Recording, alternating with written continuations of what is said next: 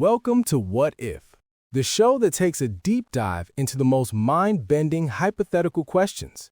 I'm your host, David. Today, we're tackling a concept straight out of science fiction, but one that scientists are genuinely fascinated by. We're asking, what would happen if we built a Dyson Sphere? To help us unpack this colossal idea, we have astrophysicist and theoretical modeler Dr. Clark Thompson with us. Clark, welcome to the show. Thanks for having me, David. It's a topic I'm always excited to discuss. Fantastic. So, for our listeners who might have only heard the term in a movie or video game, can you start us off with the basics? What exactly is a Dyson Sphere? And it's a concept that feels more relevant than ever, popping up in everything from blockbuster movies to grand strategy video games. But before we get into the wild speculation, it's worth understanding where the idea even came from. It wasn't from a novelist, but a physicist, right? Of course. The concept was popularized by physicist Freeman Dyson in the 1960s. At its core, a Dyson sphere is a hypothetical megastructure that completely encompasses a star to capture a large percentage of its power output. Our sun, for instance, radiates about 400 septillion watts of energy every second. That's correct. Freeman Dyson wasn't trying to write science fiction. He was engaged in a thought experiment about the long-term future of a technological species. He reasoned that any civilization's energy needs would inevitably grow, and eventually they would have to turn to the largest power source in their celestial neighborhood, their own star. The sphere was his logical conclusion for how they would achieve that. Septillion. I don't even know how many zeros that is. So it was grounded in the practical realities of a civilization's growth, not just a cool visual for a movie. It's a 4 followed by 26 zeros. Earth only intercepts a tiny fraction of that, about 1/2 billionth of the total. A Dyson sphere is a way for an advanced civilization to collect, well, all of it. So when people picture this, they probably imagine a giant solid shell around the sun. Is that accurate? That's the common misconception, and it's a great question. A solid shell is actually gravitationally unstable. Any small nudge from a meteor or gravitational pull from a passing planet would cause it to drift and eventually collide with the star. Right, that sounds bad. Catastrophic, yes. So the more plausible model, and the one Dyson himself envisioned, is what we call a Dyson swarm. It's not a single object, but a massive collection of independent orbiting solar collectors and habitats, flying in a dense formation around the star. Think of it less like a shell and more like a structured man-made asteroid belt, all working to gather energy. A swarm, that makes more sense. But why would we even need that much energy? It sounds like complete overkill. For us, right now, it absolutely is. But this idea is tied to the Kardashev scale, which categorizes civilizations based on their energy consumption. A Type 1 civilization can harness the entire energy output of its home planet. We're currently about a Type 0.7. Still got a ways to go. A Type 2 civilization can harness the entire energy output of its star. Building a Dyson sphere is essentially the graduation project for becoming a Type 2 civilization. The energy needs for things like interstellar travel, massive scale computing, or supporting a population spread across the solar system would be immense. Okay, so let's get into the what if. Let's say humanity decides we're doing this. Clark, based on your models and research, how on Earth, or off Earth I suppose, would we even begin to build something so vast? This is where the scale truly becomes hard to comprehend. First, the material. To build a swarm with a radius similar to Earth's orbit, you'd need a staggering amount of mass. You couldn't just use all the resources on Earth. It wouldn't even be a rounding error, so where do we get it? We'd have to look elsewhere in the solar system. My model suggests the most efficient source would be the planet Mercury. It's very dense, rich in metals and silicates, and it's close to the sun, which reduces the energy needed to move the materials into their final orbit. We would literally have to dismantle an entire planet. Wow, we'd have to become planet miners. How do you even do that? Dismantle a planet? That's a phrase I never thought I'd hear. It feels profoundly wrong somehow. Is there an ethical debate around this? I mean, Mercury isn't alive, but it's been part of our solar system for billions of years. You don't do it with human crews. The only feasible way is through a fleet of self-replicating automated machines. You'd send a seed factory to Mercury. Its job would be to mine materials to build more factories, which then build more factories, and so on. It's an exponential process. There absolutely is, and it's a deep one. Philosophers and ethicists in this hypothetical future would be arguing about planetary heritage. Does a planetary body have a right to exist even if it's inert? The consensus in my models leans towards a utilitarian argument that the potential for trillions of human lives outweighs the preservation of a lifeless rock. The classic gray goose scenario. But it gets murky. What if we discover extremophilic bacteria deep within Mercury's crust? Does that change the calculation? It forces a civilization to define what life it values and what price it's willing to pay for its own expansion. It's the ultimate test of anthropocentrism, exactly, but hopefully a more controlled version. These machines would break down the planet, process the raw materials, and then use electromagnetic launchers or mass drivers to shoot the refined material into solar orbit. Once in orbit, other automated builders would catch these payloads and assemble them into the individual collectors of the swarms. So we'd have to be absolutely certain it's a dead rock before we even begin. The stakes are astronomical, literally. How long are we talking? Decades? Centuries? That's the surprising part of the modeling. Because of the exponential nature of self-replication, once the process gets going, it accelerates incredibly fast. The initial setup might take a century or two, but the bulk of the construction, going from 1% of the sphere to 99%, could happen in just a few decades. The timeline is dominated by the initial setup and the travel time for material. So in the span of a few human lifetimes, our sky would slowly start to fill up with these collectors. What would that look like from Earth? That depends on the design. If the collectors are just thin mirrors focusing light on power stations, they might not be very visible. But if they're large habitats, you'd start to see new, artificial stars in the night sky, points of light moving in perfect, ordered orbits. During the day, the sun's light might dim, not dramatically at first, but measurably. We'd have to carefully manage the swarm to ensure Earth still receives the precise amount of energy it needs. We'd essentially get a dimmer switch for the sun. A dimmer switch for the sun?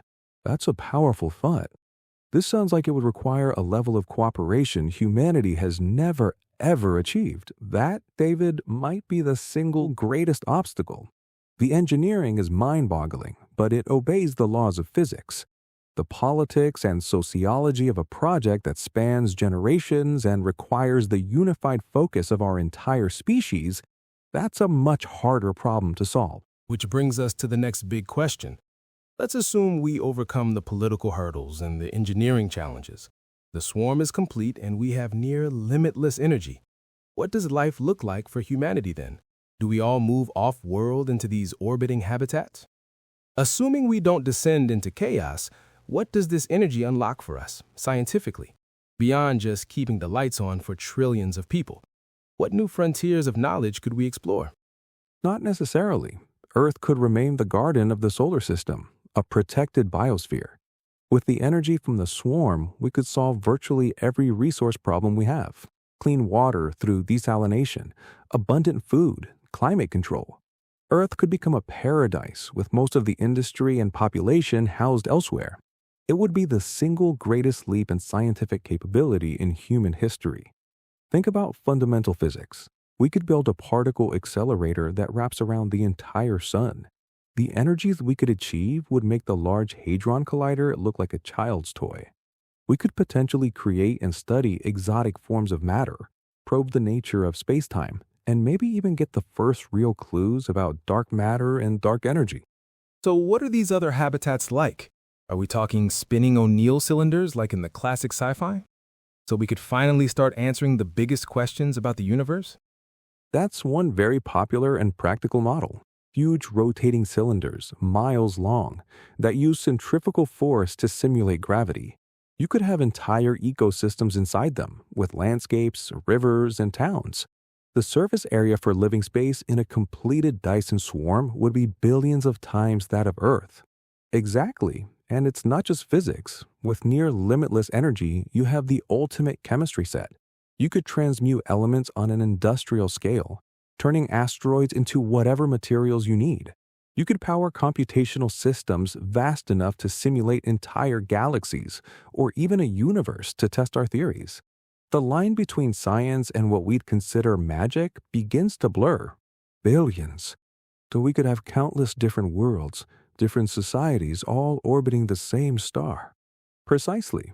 You could have a habitat that simulates a permanent twilight, another that's a massive ocean world, or one that's a sprawling multi-level city.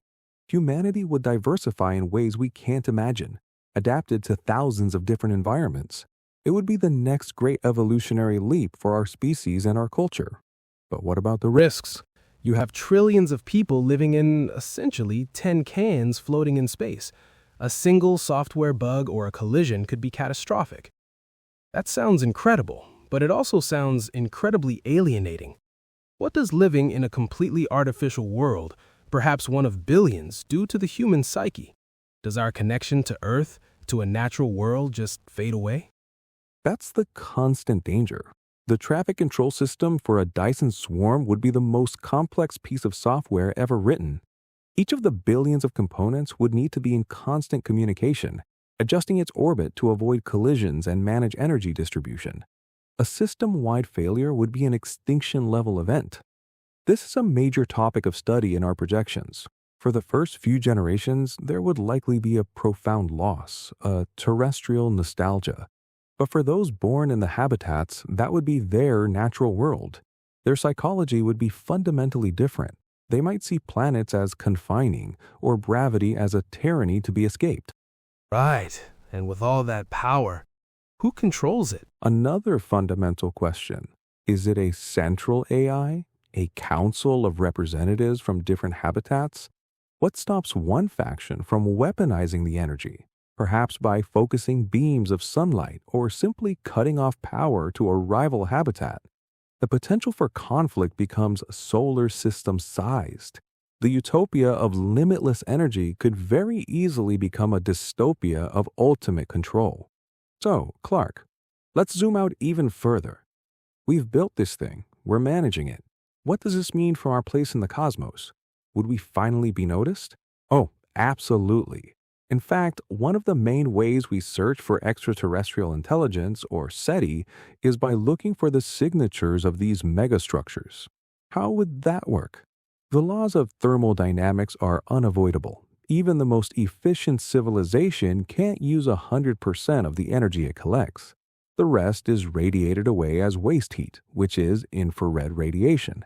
So, an alien astronomer looking at our solar system would see something very strange, a star that is unusually dim in the visible spectrum, but glows brightly in the infrared. It would be a colossal, unnatural-looking object, a clear sign of intelligent life. So, we'd be putting up a giant "We are here" sign for the rest of the galaxy. That could be good or very, very bad. It's the ultimate gamble. It connects to the idea of the Great Filter, the theory that some step in the evolution of life is so difficult that it prevents most civilizations from reaching a high level of development. Perhaps building a Dyson Sphere is one such filter. A civilization either learns to cooperate and manage this power, or it tears itself apart in the process. And we have no way of knowing which until we try. So, last question, Clark. This all happens. Humanity becomes a Type 2 civilization. What's the end game? The sun won't last forever. That's the final act. In about 5 billion years, the sun will expand into a red giant, which would destroy the inner sphere. But a civilization with this level of energy could do incredible things. They could carefully add mass to the sun to extend its life. Or they could use the sphere's energy to propel the entire solar system, star and all, to a safer place. Or, more likely, it becomes the ultimate launch pad. With that much power, you could launch fleets of starships, perhaps entire habitats on journeys to other stars, carrying the seed of humanity out into the galaxy. The Dyson Sphere isn't the final home, it's the port from which we set sail for the cosmos. Dismantling planets, building new worlds, and finally setting sail for other stars. It's an incredible vision of the future. Dr. Clark, this has been absolutely fascinating. Thank you so much for breaking down such a monumental concept for us. My pleasure, David. It shows that even in our modern age, there are still ideas vast enough to inspire awe. It certainly does. That's all the time we have for today on What If. Join us next time when we'll be asking another crazy or amazing scenario. Until then, keep asking questions. And please, don't forget to like and subscribe.